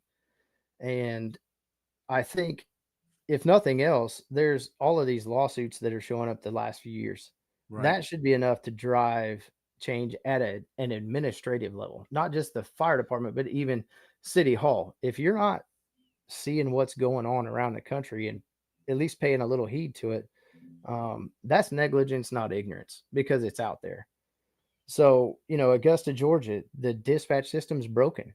They didn't respond to a fatal fire right across the road from their fire station. You got the Flint, Michigan. They lied about, yeah, and going off what's out on the air on the internet. They lied about doing the search. They didn't do it. Polk County, Florida. You had the communication errors from the dispatch, taking the TikTok videos or whatever it was, a failure to enter, saying it was fully involved, but she had just been on the phone. You know what I mean? Like uh, the lawsuit with in Illinois, where the family was paid out $31 million Now that settlement just because happened, wasn't it, a couple days ago? a couple days ago, and the ICs are equally blamed. So, at all levels of our organization, it's not just do you go out and train your firefighters and do you stand around and watch them? Are we doing things at all levels, professional development, strategic and tactical execution of our duties? Are we upholding that? We've got to prioritize the training because that's why we exist. And if you look at it like an insurance policy, do you want the insurance company that's going to give you a runaround and drag it out for months where you fight tooth and nail to get your settlement because the storm came through? Or do you want the one that in two simple phone calls, the adjuster's there and the check's in the mail? Well, yeah, that's an easy Do one you, for me. do you want the ones that are going to deliver, or do you want the ones that are going to jerk you around and make you cut through all the red tape just to get what you thought, what you expected? What you expected. No. And what's Correct. the delta between what the citizens think we are and what most fire departments actually are? And Correct. And I think that's we're living a lie to an oh, extent. I'm there not is saying everywhere, no, but I not think everywhere. Not definitely not the people that listen to the scrap. They're the ones who are saying, yeah, Andrew's right. Andrew's right. That's the one saying it. Like they agree. But the but fire when service is living a lie. we've undergone a recruiting and retention crisis. So you can't tell me that when we have young officers in their positions and even younger firefighters that we're going to uphold on their worst day for any call. And I'm not saying, the sun fell out of the sky type scenario, but we're talking, yes, bad shit happens in apartments and you've got countless victims trapped. You've got people jumping and you've got 8 guys showing up. What are you going to do? Did you ever think about it? Or do you just constantly do a quick on and stretch, a 200-foot pre-connect? What are you doing to prepare all of your people for that and Right. working with building the mutual aid and training with them and stuff like that? So those should be our motivations for that. And then, Chief Fiscuso has talked about that. Motivation comes from, it either comes from inspiration or desperation, I think is how he puts it. And that it's hard to, I think, build it sometimes off of inspiration. Oh, without a doubt. But I would rather build it off of trying to inspire somebody than desperation. Oh, without again. Because why do we want to wait till something bad happens and all the bad publicity, or one of our own, heaven forbid, we kill one of our own, and then all of a sudden we decide to change? And we are very reactive in the fire service. It's one of our strengths and one of our downfalls is we are slow to react until we are slow to act until it is a reaction. That's how I Right. will say it. It's we let ourselves slip into that complacency, and that's why I love the Firehouse Vigilance and the Creed and everything else. It Well, is and that never-ending fight against it's complacency because it's hardest fight always you'll ever fight. there. Never ends. Never ends. And did You you see don't. Steve Robertson's post earlier this week? I don't know if you saw it. Yes, Dude, I that was did. phenomenal. That was right in what we're talking about, where he said it's not if, but when. And it's the battle with the difference between the doers and the command and stuff too. There's that dichotomy or that, yes, it exists, and divide. everybody's facing their different battles, and that's the other part of it is we all are having. We talked about this today here in Burton, South Carolina. Is that you can have 6 departments next to each other in a 30 square mile, and each one's their own silo, and each one is their own authority, and that's a tough dynamic to also operate within. Yes. And so, that's kind of a long ways around. But I mean, comparing small departments versus big departments, I mean, I think you've got to also look at, with prioritizing training. For many years, we've said, well, we can't do an academy. And I know it's not everywhere. Some states require certain things before you can ever get hired. Kansas does not. We can hire somebody, and we don't have a true set time in when we have to get you your fire 1 and 2. So I can hire you with nothing. We'll do roughly a Some departments do a 2-week onboarding process. Some just put you straight on the truck, and we say you're going to learn on the job. But how do you lay out that training and prioritize it? So compare, I did some math on this and it was kind of in the book too, but FDNY, they'll do an 18-week academy, 5 days a week, roughly 10 hours a day, right? So that's 900 hours of training. If I only give you 80 hours, that's a big difference, right? So that's Yeah, that's a little different. because then we say, okay, well, but I think 1 hour roughly checking the rig, doing station chores, an hour is training and things like that. Just a couple, you've heard the different variations. 3 to 4 hours a day is all you ever got to give. And I think that's okay in departments that provide so much upfront and they pull you offline to do a driver's academy. But if they pull you don't provide that offline up front, you're looking at 2 years before you can even come close. just shy of 2.5 Okay. that you're I was doing behind. quick math. I was And doing so- quick math, so yeah. Right. So look at it in the financial aspect. That compound interest will outrun it over the course of the career. So now you're saying it's going to take 2.5 years for you doing 1 hour a day. And I know that's not exact because sometimes you're going to go and do other things. Or you I think have, that's actually generous considering what people have to try and fit their training around. I think that's generous, but go ahead. right. And so 2.5 years just to get what that guy got before he ever stepped foot on a rig. So when you look at it as compound interest, you'll never catch that person in reality. So we've got to prioritize the training up front and make sure that we're giving these guys the training they need to be successful on these emergency incidents. And then you're going to have to decide when you build that curriculum, if it's different if you're running 200 recruits versus 5 recruits through Absolutely. how many reps you can get in a day. So that length of the academy can be adjusted. But at the end of the day, when they hit the floor, what do you want them to be able to do? Right. So like in our department, we only get 2 weeks. So instead of doing what had been done in the past, where you're going to get a small amount of time on Mayday, small amount of time on RIT, FEs all day, but we're going to talk about inward, outward, using increased mechanical advantage, gas powered, garage doors. We're going to talk about window bars. Oh, that's 8 hours in one day. Yeah. And then we don't touch it for the rest of the 2 weeks, but we expect you at 2 weeks in one day to force a door and Right. take that line in the front door.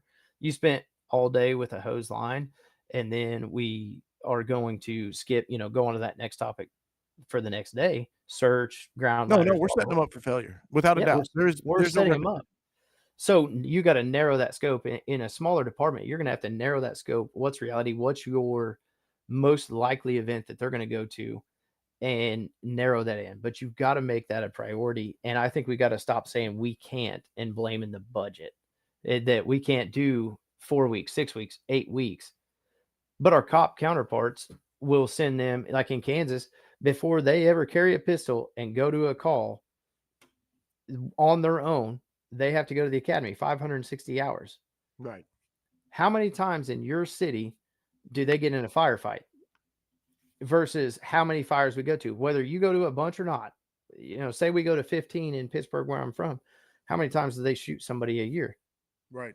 No. The But numbers they're are- putting that much training into their job and driving, driving is a part of their initial training, all of that because of the way they operate. Sure. What are we truly putting in to our personnel before we put them facing life or death consequences? And, then you look at like in Fields' nozzle forward class, I was 6-7 years in before I took his class. Never once had I ever practiced backing out of a house or encountering a hole in the floor. Right. But No, we put I'm with those you. guys at 2 weeks in one day. What Yeah, are here we you go. doing? Like we've No, got we're to change. We're setting them up. We are.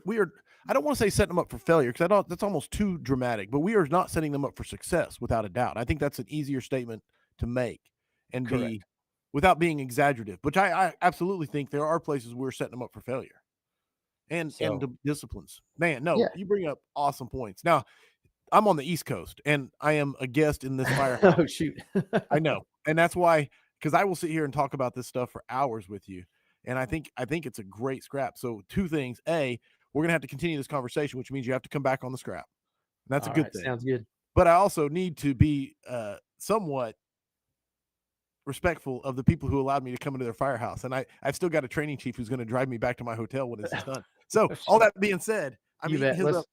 I'm eating up his family time, so I'm being just 100% honest. So let's move to book or books that you think firefighters should be reading. Sounds good. I can do that. Most of it is going to be in the book, so I'm not going to go down the list. This is everything that created the work of search. So Just you can flip each one and say it out loud so the people who are listening can hear.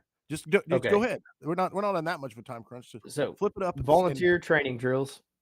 There was that and that one. one from fire engineering. You got it. We'll go volunteer training officer's handbook. That was another one. And some of these I just pulled little parts and pieces out of. Sure.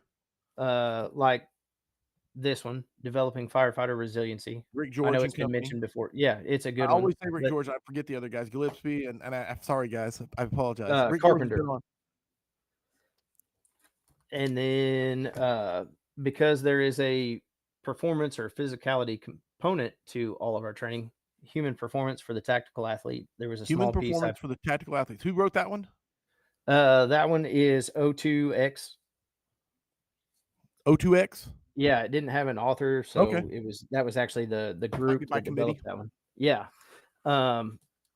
To get into the OODA loop, I mean, obviously Boyd has his book, but I used Mind of Fire with Kyle Mind Simpson, of and I know Fire. you just kind of found out about that one a few months ago, I think. Right.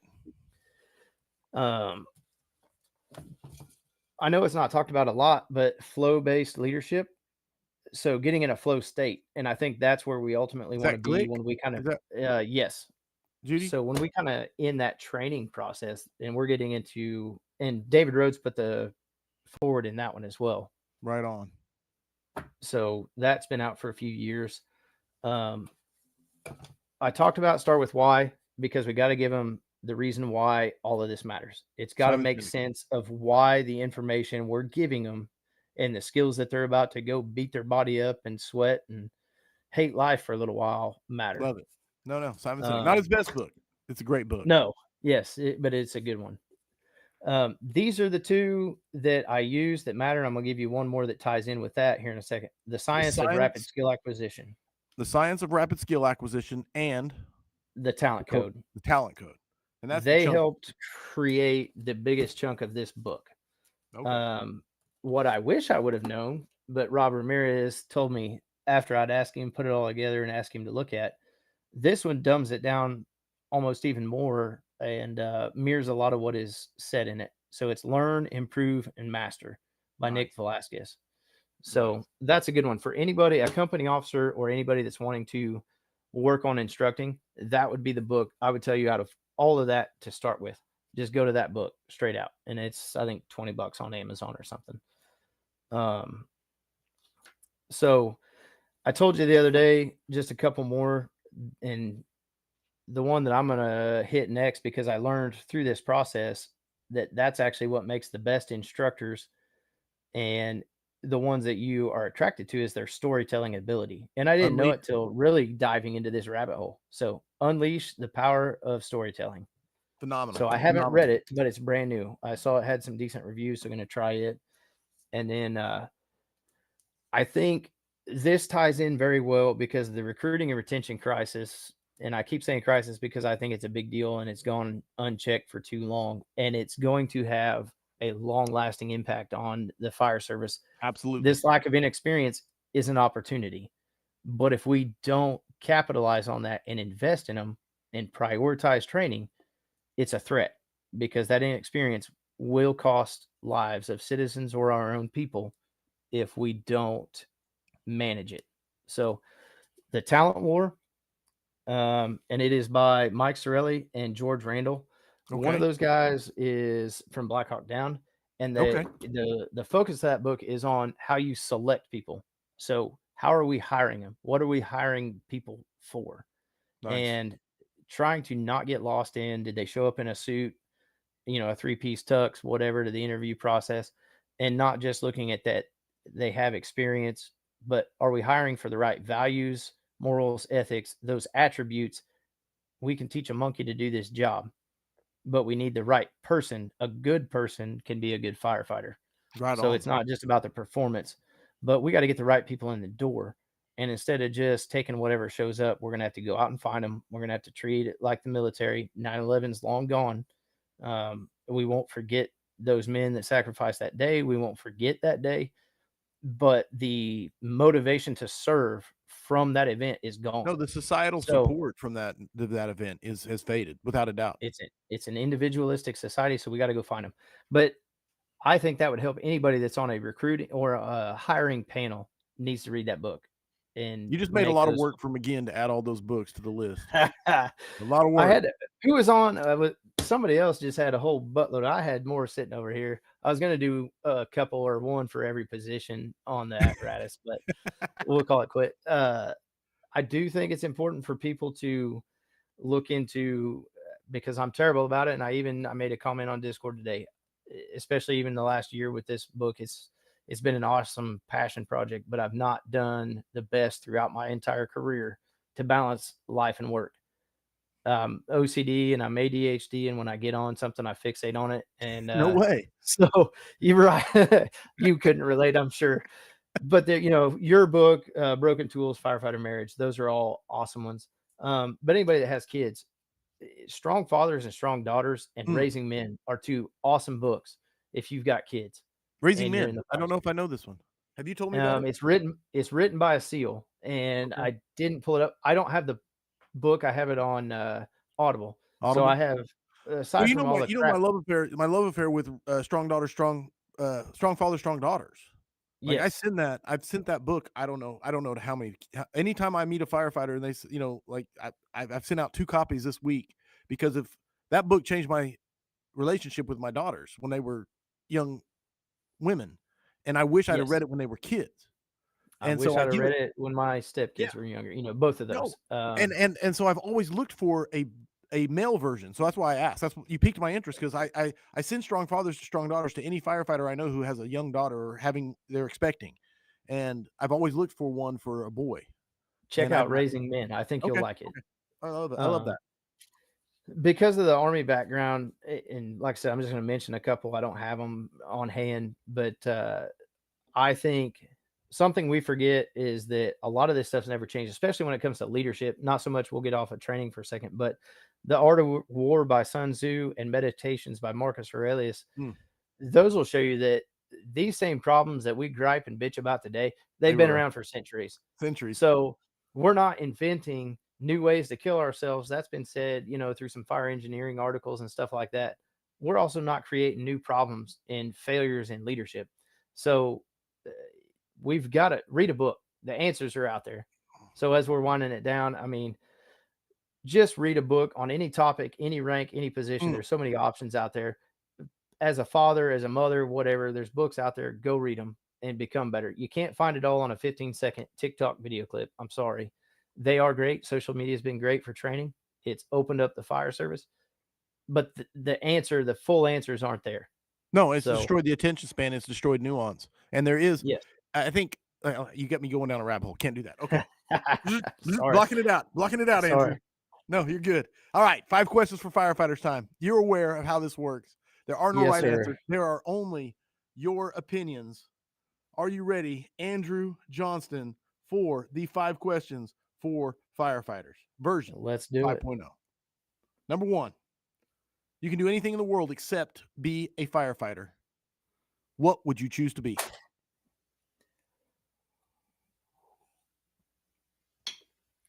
I think if I could do it all over again, I think I would have done or pursued special forces in the Army. I know you've said it before and we've talked about it. You're kind of an extroverted introvert, and I'm not real good in huge groups. I'm not out there. I'm not the class clown. I'm not out in front of everybody. I take stuff too serious. And I'm very driven, especially when I have a target, something clear. The guidelines and stuff are clear. I wish I would have pursued that avenue. Now, that's also, I say that tongue in cheek. I wouldn't have the life I have. I wouldn't have probably met my wife. So, looking at it from a total different perspective. But is it part of it wanting to know if you could have, did you have what it takes type deal, or is it like test your mettle, or is it different? I think it's both. I wanted Okay. to, I would have known or liked to known, could I have made it? Right. But a lot of the other things that I've done, within the military and the fire service and things like that, uh, I'm driven even when things aren't good. You know, whether your department's good or things like that. Over the years, there's always those ups and downs. What are you doing in the down times? But I also work better in those small groups, and that's what Yeah. they Special ed. work in improvisation. Yeah, there's so much to special warfare that I guess I just think my mindset might have fit better in that. And that's what I think probably the only other option I would have liked to have done. I love it. And that easy max points off number 1. Operator, special forces operator.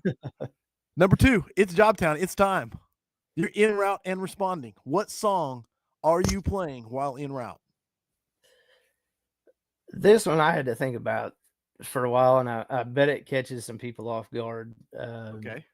I'm pretty big into country music, but going to a fire, Eminem, "Lose Yourself." Right on. We've And had Eminem before. Is Lose Yourself already? Does it exist? Sam's checking. I I know don't know we. if that one's on there or not, but Nope, the it's not reason on I there. He says. say it's not all right, cool. Yeah, Eh, it's getting at it. The looking at it from our perspective, like I said, I look at a lot of this stuff from small to mid-sized department, and you got to lose yourself in the moment.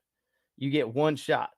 You may not get another chance to make a grab or whatever it is. You get one Right. shot to make that difference, and it's your moment. And as he goes through, I think it's perfect because it starts slow and it starts to amp Oh up. yeah. So if you Starts think building. about it, just a couple blocks out, and then that beat just starts to hit, and your palms are sweaty, your knees are weak. That could be your new guy who's Oh yeah. like nervous, scared shitless, or that old guy, the one that's got a little complacent. And then all of a sudden now there's a little bit of panic because it's on the line. It's Oh yeah. people trapped. You're Oh, going you're to work. scoring the whole scene now. Now you're taking the whole song through the Absolutely. whole scene. Yeah, I love it. And so the other couple or verses don't relate, but I think that first one in the chorus kind of Right really on. Well, hit. and also you got it tied in. You're getting the first few bars. So the first course, first verse, first chorus, 100% get you to the fire, which you're going to get there in rapid response. So that's the key.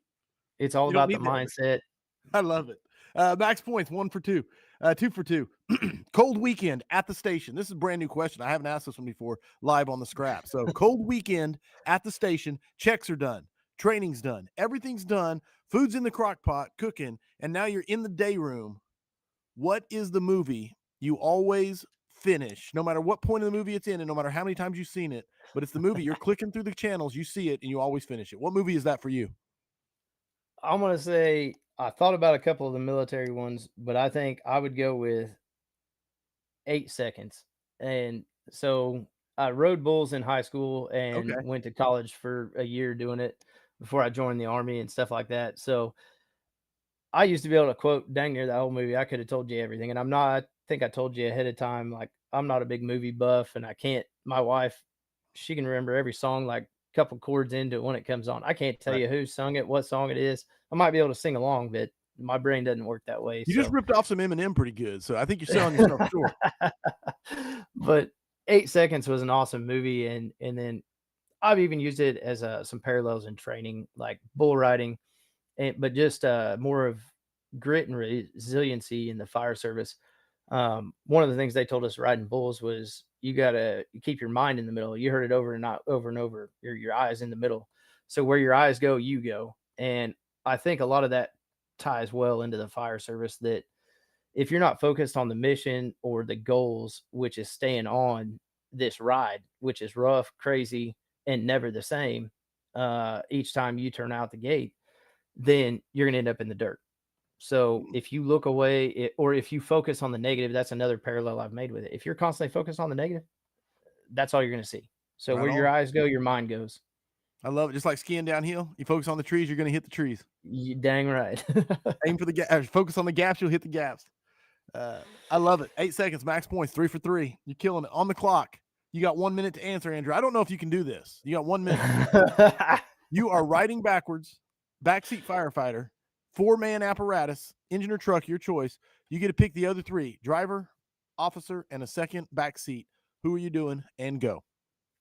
Rick Mosier, Jonathan Jarvis, and Josh Franklin. I guess you proved me wrong.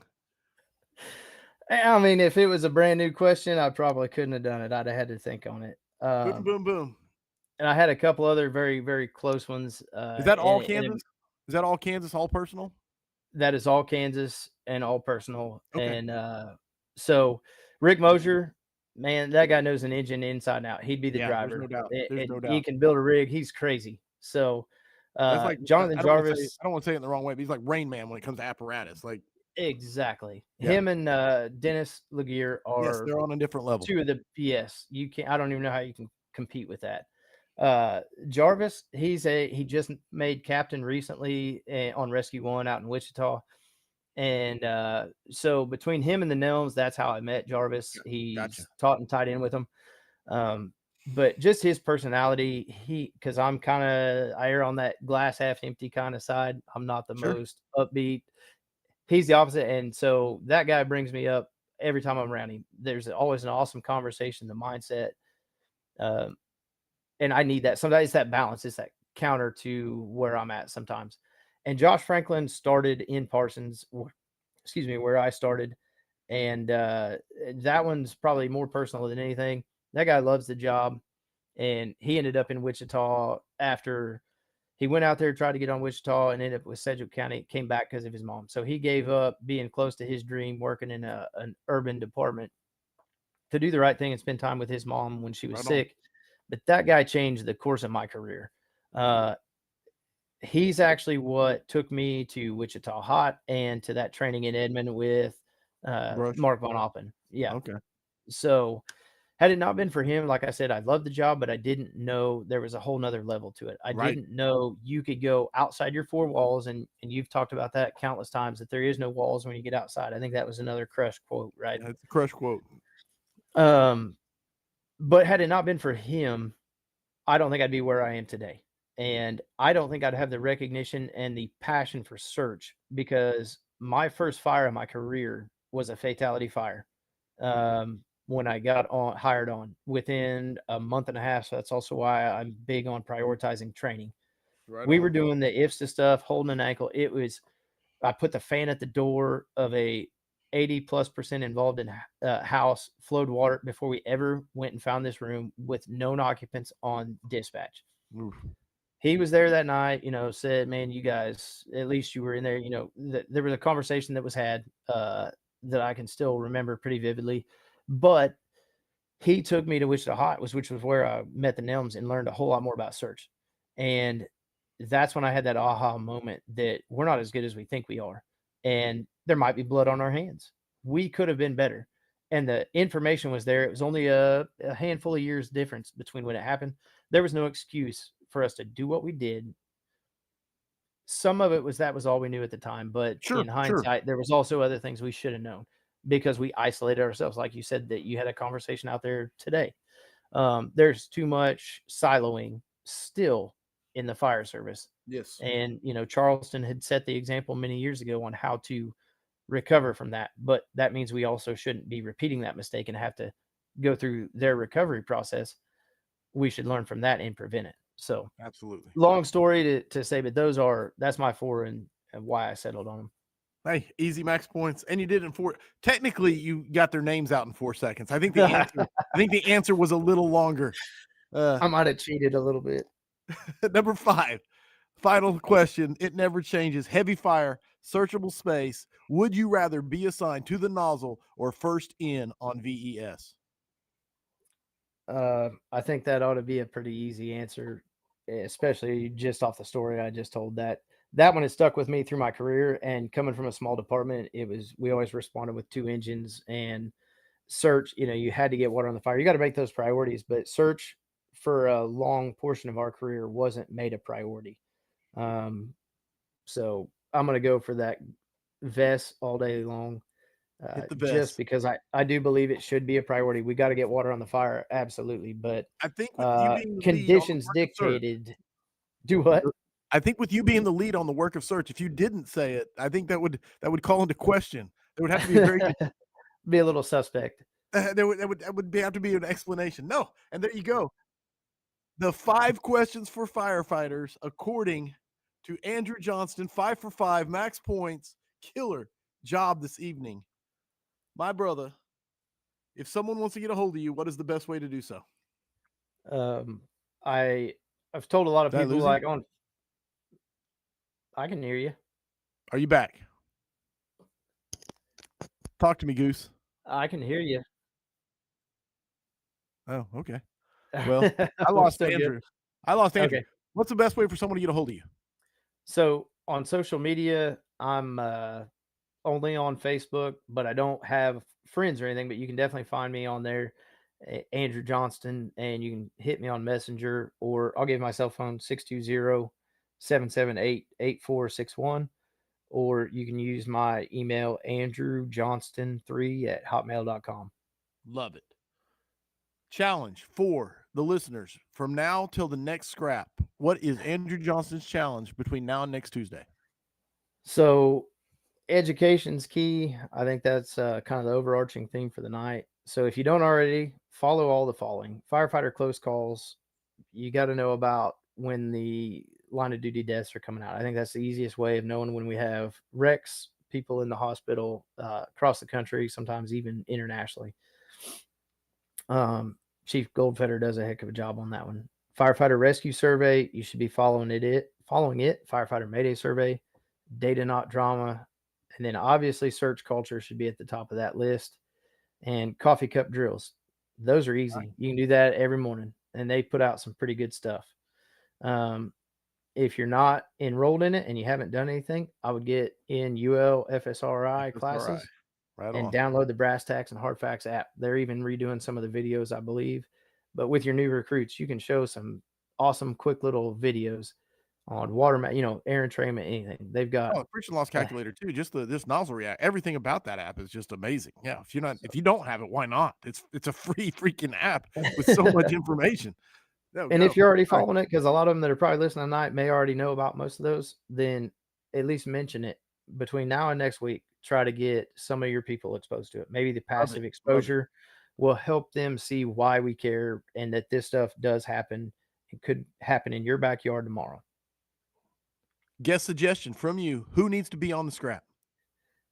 Got just a couple of them. Rick Mosier, you heard that one. He's busier than all get out. They keep him running up there in Olathe. Jarvis, I think you would have an awesome conversation with him if you can ever get him on. And Chunk, I know you've had Trey, but I've known those guys since I think 2017 now. And one, while we were in Colorado, I think you stepped out for that morning. Matt Rush, retired out of Houston. I think he said he lives in Idaho or Montana.